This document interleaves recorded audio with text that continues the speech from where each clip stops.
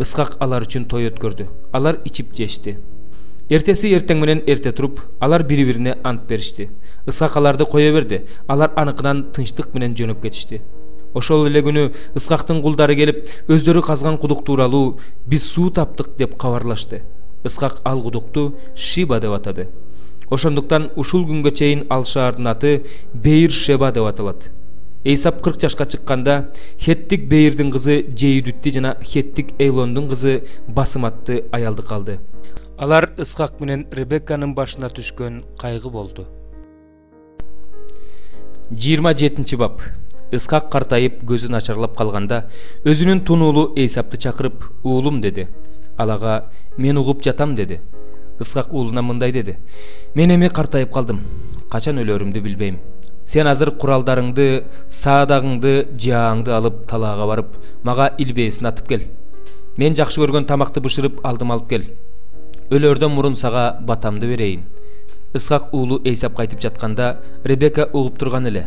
Эйсап талаага илбээсин атып келгенин жөнөп кетти. Ребекка болсо уулу Жакыпка: "Мен азыр атаңдын бир тууганың Эйсапка илбээсин атып келип мага тамак бышырып бер.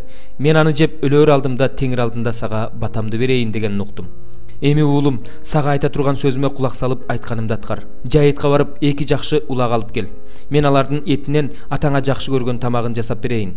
Аны атаңа алып бар. Ал жеп өлөр алдында сага батасын берсин" деди. Жакып апасы Ребеккага: "Бир тууганым Эйсап түктүү, мен болсо түксүзмүн. Атам мени сыйпалап көрсө, мен анын алдында алдамчы болуп, өзүмө бата ордуна каргыш алып калбайын" деди. Апасы уулуна: "Уулум, сенин каргышың мага тийсин. Менин сөзүмдү гана угуп, айтканымды алып кел" деди. Ал барып апасына айтканын алып келди.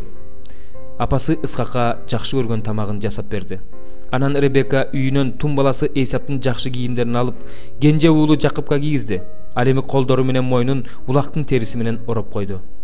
Анан өзү жасаган тамак менен нанды уулу Жакыптын колуна берди. Ал атасына кирип: "Ата" деди. Атасы: "Мен угуп жатам, сен кимсиң уулум" деди. Жакып атасына: "Мен тунуулуң Эйсапмын. Мага айтканыңды аткарып келдим. Өйдө болуп отуруп, мен алып келген илбээсиңдин этинен же, анан мага батаңды бер" деди. Ошондо Ысқақ уулунан: "Кантип бат эле таап келе койдуң уулум" деп сурады. Ал ага: "Сенин Кудай Теңириң алдыма салып берди" деп жооп берди. Анан Ысқақ Жакыпка: "Жакын келчи уулум. Мен сени сыйпалап көрөйүн. Сен уулум Эйсапсыңбы же жокпу" деди. Жакып атасы Ысқакка жакын келди. Ал аны сыйпалап көрүп: "Үнү Жакыптын үнү, колу Эйсаптын колу" деди. Ошентип ал аны тааныган жок, анткени анын колдору бир тууганы Эйсаптыкындай түктүү эле. Анан ага батасын берди. Ал дагы бир жолу: "Эйсап, бул сенсиңби" деп сурады. Жакып болсо: "Ооба, менмин" деп жооп берди. Ошондо Ысқак ага: "Алып бер. Мен уулум алып келген илбээсиңдин этинен жеп, ага батамды берейин" деди.